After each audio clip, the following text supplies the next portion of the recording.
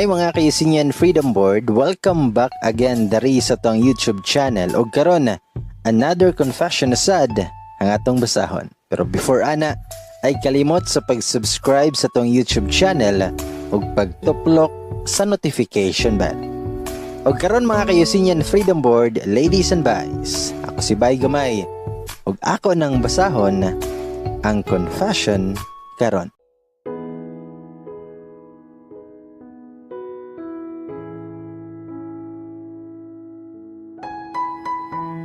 Last or in love? O wag ra ba? Or gugmaan na? Strangers again, but this time, nakatilaw na sa usag-usag. Hi bye, ug sa tanang mga naminaw karon. First time na ako nga mag-confess diri. Gusto lang ko magpagawa sa akong gibati. Kay arang kasakit o grabe jud akong pagmahay kung nganong nabuhat na ako to sa kuwang sarili. Tawagan lang ko sa pangalan nga Sunny. Dol-dol ra na sa kuwang pangalan siya. Tapos 19 years old pa ko. Pero because of confidential kaayo para nako ni na confession, so please hide my identity. Kay real account akong gigamit pag send an. Naadjud siya SPG nga content. Mga ron takog advice sa mga readers dire ug sa mga naminaw karon. Ako di ay kahilomon. Pution. Then 5'6" ako ang height. So taas-taas jud ko. Ug ang ako adjud nga principle in life is sex after marriage. And no boyfriend since birth sa Dubai. Pero nakatry na kog fling-fling og char-char. Dira ra jud ko kutob kay mahadlo ko mo take og risk. Sa akong pagdako wala ko katry anang inom-inom og party-party man lang. Usa ko sa conservative na tao og hate na akong magkuyog og mga lalaki. But I didn't expect na all those things will backfire at me. Tungod lang sa usa ka butang na akong nabuhat na magregret ko sa kahangturan. Tungod lang sa usa ka butang na akong nabuhat na magregret ko sa kahangturan. Na ako'y na-meet na guy ug tawgon lang nato siya na Len. Kani si Len, dili jud mi close ani sa una. Tapos wala sad mi nagkaistorya sa personal pero makita ra nako siya sa school. Yes, schoolmate mi niya. It happened na nakailan ako siya because tungod kay pandemic ug lockdown. Nag-decide among teacher na mag-online na lang daw mi para iwas sakit. And that time, during our discussion, ni sulod na usa ka estudyante. Dili ko familiar siyang dagway. Pero habang ga-discuss mi, active kaayos siya. Well, ako wala ra ko'y pakialam. Then until na ay ni pop up sa akong phone, ana ay ga-friend request na ako. Pag-open ako sa akong Facebook account, familiar magkaayo yung dagwan. And it was a guy. Tapos pag-stalk na ako, mo itong lucky na nakasit in sa among discussion. Din kay gwapo man kaayo siya, so gi-accept na ako pag mo to silin. After ito na panghitabo, ni-chat siya ug nagpasalamat kay gi-accept daw na ako siya. Out of nowhere sad, na-curious ko nganong nag-send siya friend request. So I asked him ug nakurat ko sa iyahang reply nga. Dugay na manggod tikang gipangita. Mo na giingon niya. Nahibulong ko nganong gipangita ko niya.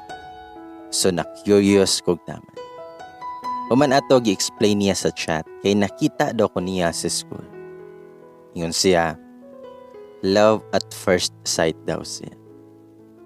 Kay pagkita daw niya na ako, gusto gani siya mo dool, pero kay pauli naman siya that time. So nag-ask na lang siya siyang kauban ato. Pero pati iyang kauban, wala daw kailasan. Almost 1 month nangita silina ko. Ang tungod ato, nagsiga na may chat-chat. Manawag siya usahay tapos mag-video call me. Pero, taman na rajud may chat-chat niya. Kay dili ko gusto makipagkita niya in person. Permi na may mag-chat-chat niya, buntag, hangtod gabi.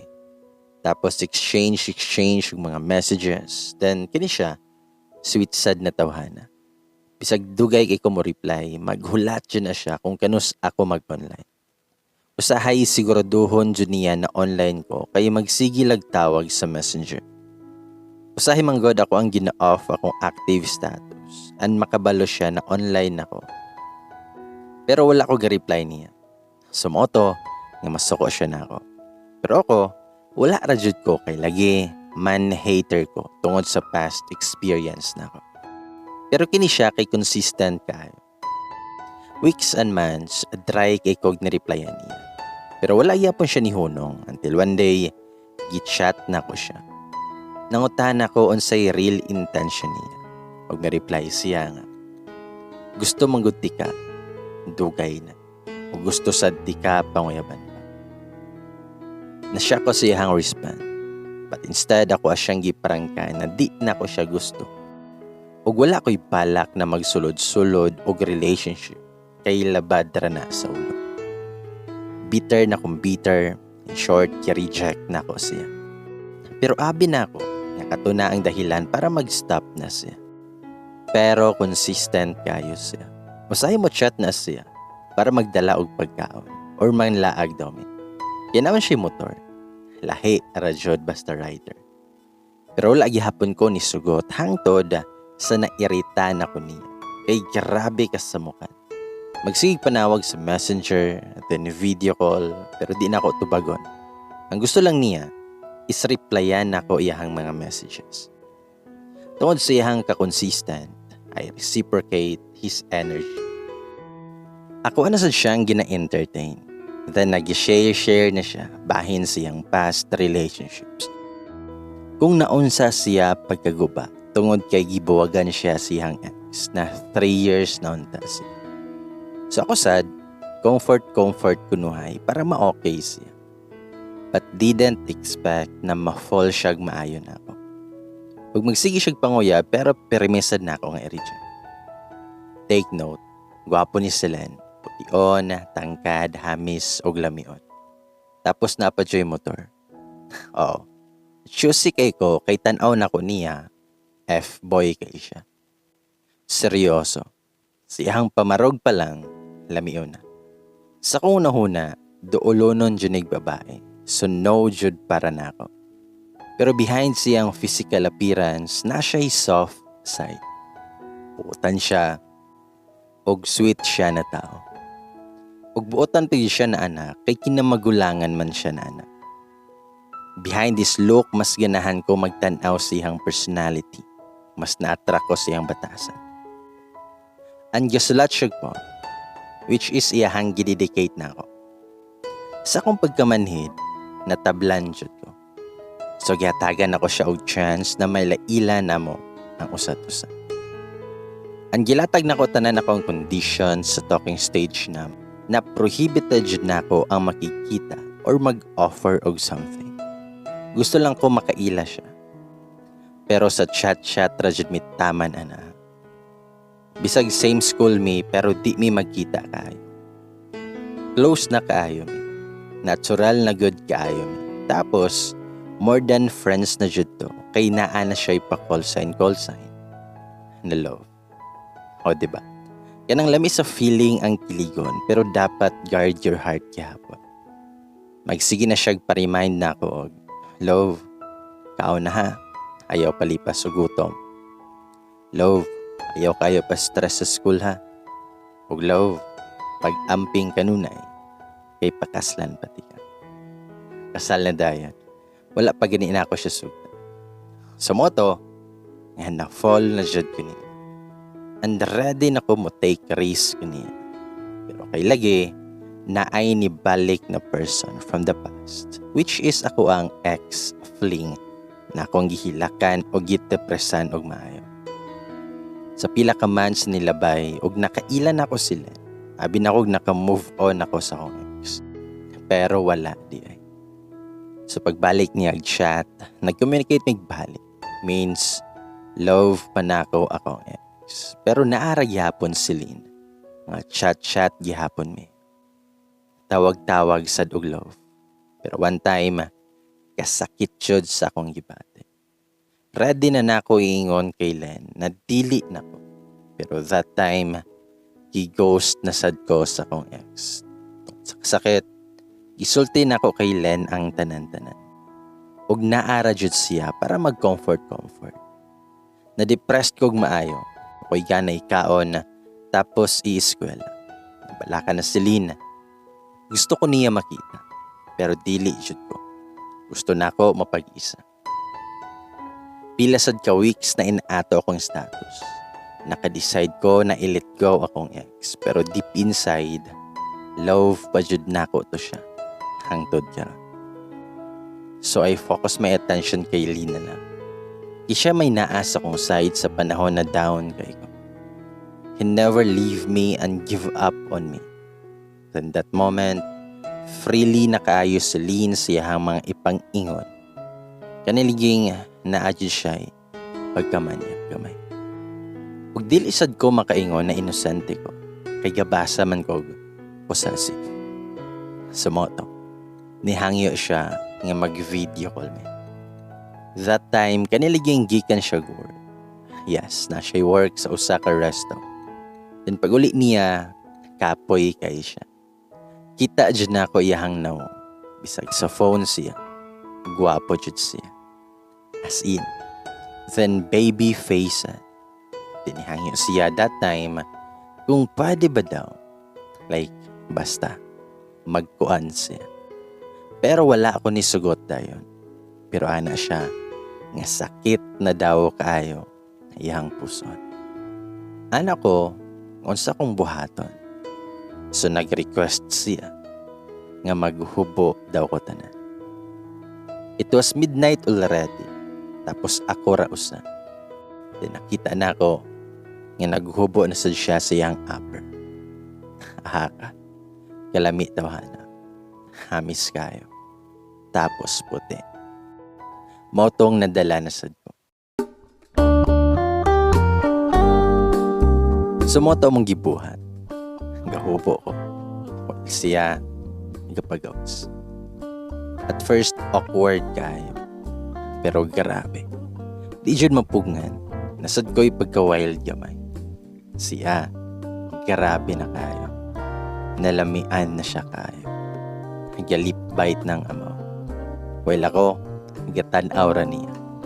Para daw, mas success siya. So tungod sa panghitabo, kada gabi na namo ginabuhat. As usual, mas naging sweet na siya maayo na ako. Pero amo ang wild, di jud matago. Kada gabi jud, huway kahuway, and having my own room is advantageous. He used to sizing sa una pa daw.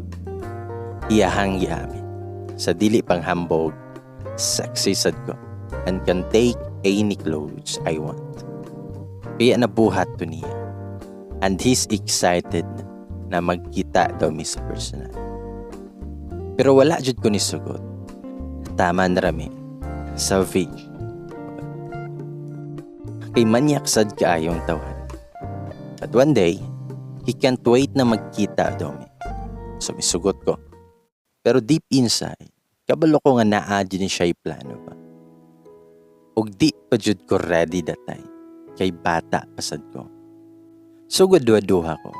Pero he assured to me na makikita og magbanding ra daw mi. Bisag kas alang. Kaniligi na bawal mo laang. Kay basin na ay makakita. So we decided nga mag-in jud ba. Pero dito, wala kayo'y kuan na kanang makaunahuna kag huwag. Kimura ra siya glaagan. Study room. Pero naibet. So mauto. Ngoman sa klase na ako, gisundo ko niya sa iyahang motor. Hastang kulbaan ako. Gadwa-duha pa jud ko nga mosakay. Pero kanang ismile niya na maka-inlove. Kagwapo ba tawhana. So nisakay na ko. O gusto niya ako asyang Jackson. Di man eh. First time na mo nagkita. As in, sa personal hastang hamisa eh. O putia na lalaki. Mauwaw man sad ta, pero kay gwapa man sad ko, fights na. Traffic to na time. So hapit sud ko makatulong. Mga 30 minutes na abot namin. Then nakapabook naman siya daan. Diretso na lang mi sa room. Na isang room.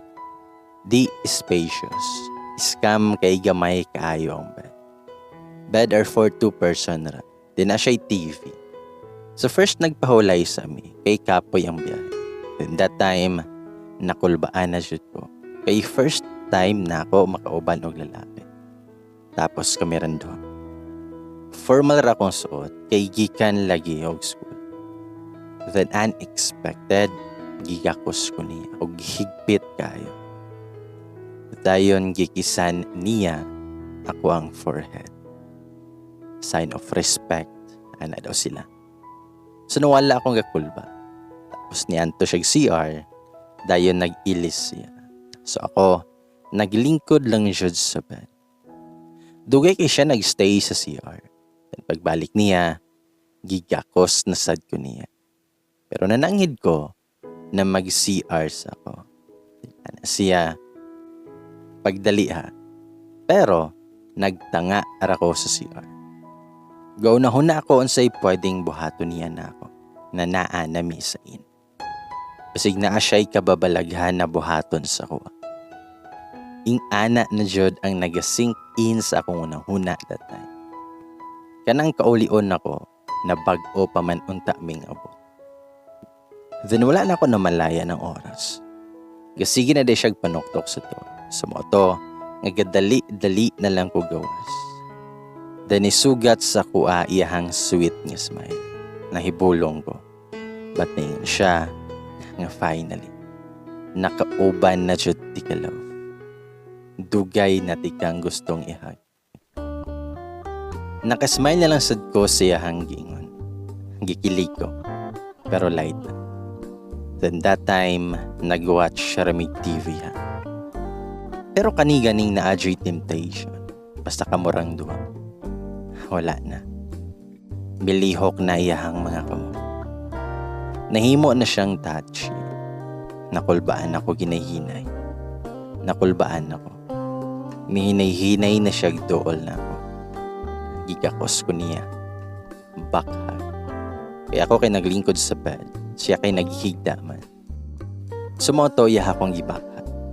Yahang kamot, naabot na sa ko ang kabuntukan.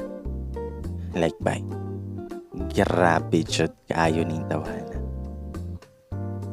Namaak naman, kay nanggigil na kaayo. Lagkit na sad og tinanawan. Then ako, nadala na jud ko niya. Gikalit ko niya agbira. Tapos gikisan. Bye. That was my first kiss. I dream it na romantic unta. Pero nganong ing ato ra kadali siya.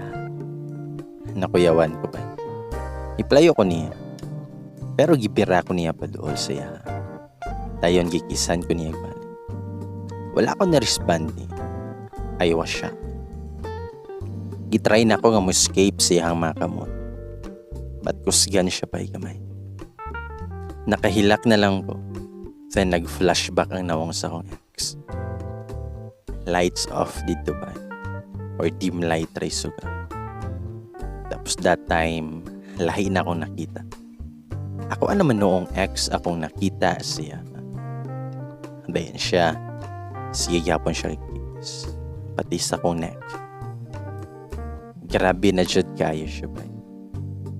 Nikiss na siya sa akong lips. And this time, na-respond na ko. At first, normal kiss ra. Anto sa niabot sa torrid kiss. Shula. Shula anay na ba? Dayon fast hands kaayo siya ba? Gihubo na niya. From my clothes down there to my ankles. Then last, gihubo niya ako ang bro. Then nitotoy siya na murag bata. Nisamot na sad akong feelings ba. Nibalik siya kiss sa akong lips. pasahanay naglaway. We have torrid and French kiss. We share each other's warmth, and from lips, he explore in my neck. He's too hard that he bite my ears and lick my neck. It was like I was dreaming that night. Grabe na jud may ato nga time. I was carried away by it and lost my focus about my surroundings. And that's why na-arouse ko. And suddenly, I hear myself moaning with a lot of pleasure in it. He was happy that I was moaning because of what he did, but didn't realize I was not thinking of him by and just see him as a resemblance of my ex. Unfair kaayo sa to para niya ba. But I was carried away. Sa moto nga gipasagdan na lang nako kung unsay gusto niyang buhaton. Instead of stopping him, doing naughty things to me, nadala na ko sa sensation and I was really wild that my body temperature increases. It was my first time that I felt that heat coming out from my body. Sa tungod ato, nagpadayon mi sa mong gibuhat and much more aggressive na kaayo mi. His hands are too expert to point out and focus sa goals. When I realized that his hands are touching my woman, I stopped them and begged him many times that I was not ready. But he stood deaf and pretend that he didn't hear me by. Nasuko og nihilak na ko that time, kay di pa jud ko ready. Na-realize na niya.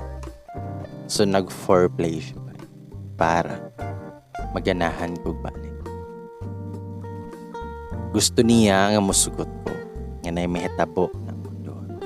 Sumoto nga na-explore na siya balik sa kong laos. Grabe ang sensation ba. Alamik is a feeling. Murag ni transmit ko sa akong another world na kamiran duha. Nibalik na ko kaganahan. Motong gisabayan na ako siya. We kiss a lot like a married couple. Nawala na akong principle na sex after marriage. Dalang-dala and basa na kayo ko. And I give him permission na buhaton tanang gusto niya. So he smiled at me and he said, pwede na. And ako nga di pa ko ready. And we don't have protection ba yan. Hana siya, nga ako na bahala. Kabalo ko mag-withdraw. O ako sabot siyang giingon ba. Basta nawala na ko sa kong sarili. Pero naapa akong conscious. And we did stop. So I offer him na mag-half sex. Tama na ko foreplay. And i-BJ ra na ako siya. So nisugot na lang siya. Para ma-comfortable daw ko. So moto nga akong gidulaan ng iya. Dako po siya bunalbay. So moto nga ganahan kayo siya. Lamig ipaminawon ang mode. Maka-turn on siya. Ug samot siya harap ko niluho. Kapangumot na siya sa kong buhok. And yes, ni success siya. Dugay-dugay po kay ginapugngan di ay niya. Para madugay daw akong service. And he didn't expect. Kaya maingon siya nga, love, expert lagi kaayo ka. Di ba virgin pa man ka? Yes, man. Virgin pa ko pero ambot. Gusto lang na ako mas satisfied siya. Kay kana radyo dapat ang mahitabo. Ugwa na ilahin pa. After pila ka minutes nagpahuway namin. Nawasan na sad ko. Pero siya, hindi balik na sad ang kamay niya. Sa moto nga nag-explore na sad iyahang kamay. Ikan sa kong lips. And he put his finger to my mouth. Ambot. Gina-measure siguro niya unsa kalalo. That time by, ni-smile na sad siya. Ahak. Makabugto og bra. Pero we are naked that time. Sumoto, out of nowhere, kay expert na lang jud tawana. From my belly button to my pearl. Niabot jud sa laing planeta iyang kamot. Kay nakamoan jud ko pagsulod siyang kamot. Sakit kaayo at first, pero lami di ay po. Tiniyahan na sa niya gisulod ang isa. So nagpangumot na ko siya. Kay hastang sakitan. But he's enjoying doing that thing. Ako kay murag mabuang. Then he whispered to my ears, "Love, ako ara ka. Please. Gusto na ako makuha ka." But I don't know kung sa'y pasabot niya. So may oo na lang ko that time. Anikalit ra siya patong na ako. Like what? Sa iyang buhaton, with a maniac smile na yung na sa siya balik nga. "Love, ipasulod na ko ha. Ay kabala ka. Kay kabalo ko mo kontrol." Ambot ba? He cast his spell, kuro, kay nisugot naman noon ko. Dininay-hinay niya nga gipasulod. Sakit kayo kay first time na ako. Like, nakaingon ko nga, "Love, hinaya, kay sakit kayo." Sumoto nga gisulod niya nga, but he wants to go deeper inside me. Sakit na jud kayo ba? Pero gentle lang gihapon siya. Hinay, pero kanunay. Pangumot na ko siyang buhok. Open arms and open legs na jud ba? Nagpaubaya na ko. Gisurrender na jud na ko akong bataan. And he did. Gikan sa hinay, ni paspas na. Like lamias of feeling. It was like ma-feel nimo ang intimacy between two of us. Lots of love and lust, of course. Then yung siya balik. Nga love, dalon tikag langit. With a teasing smile na hibulong ko, ay grabe. He thrust that hard to me and he successfully made me to experience paradise. And that was the first time that I felt butterflies in my stomach. And getting wasted. Only I can see is his mesmerizing eyes and handsome face. Then I hugged him that time. He's really in love that time. Me, still thinking of him as my ex. And that time, I've already given him my all. We're really that compatible in bed, but not together. We have a lot of fun that night. Gisulod siya namo ang 3 hours nga magpuban. Of course, that was full of lust because there's no love in lust. And there's no lust in love. And that's the reality.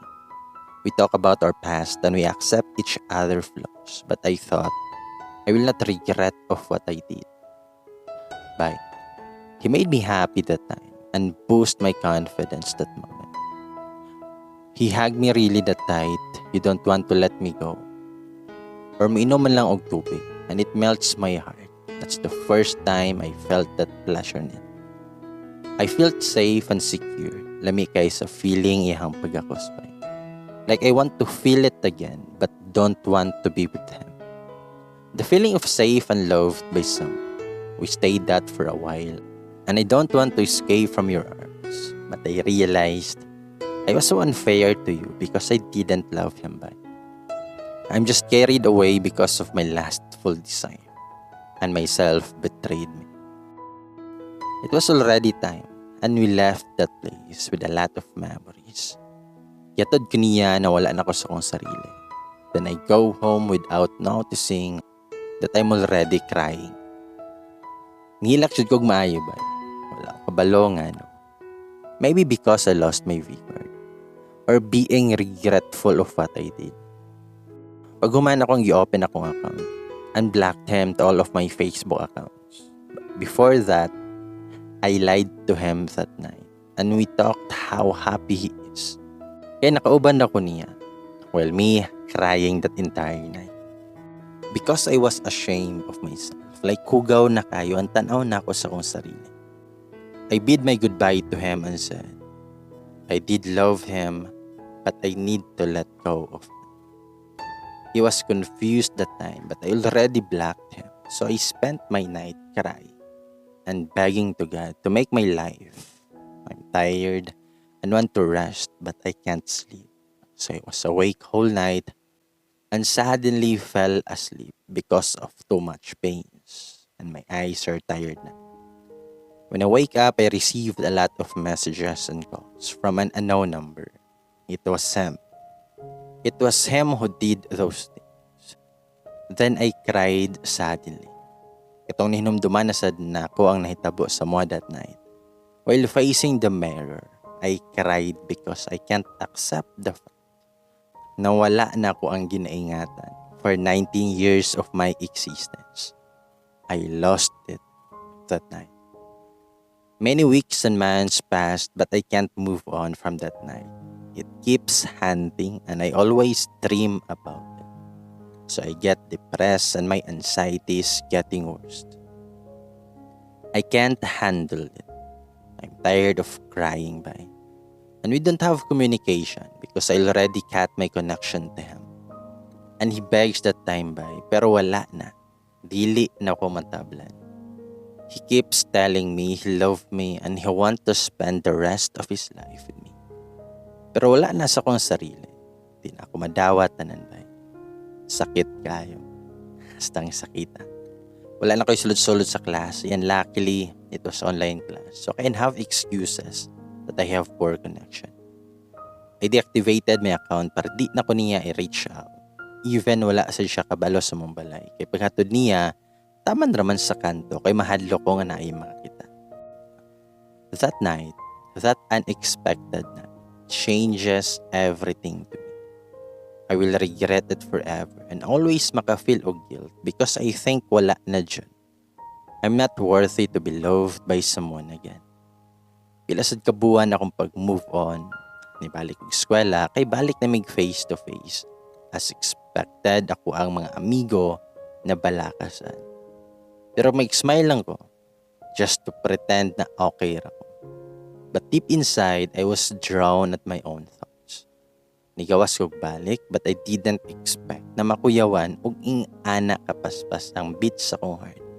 Like mixed emotions, nalipay or nasakitan ba ko. Because the guy that was standing the corner is somehow half a familiar face. Kay nakamask ko pero nakulbaan ako. O gipaningot ko og maayo. Og mairasan. Nakamask ko kay di mahalata.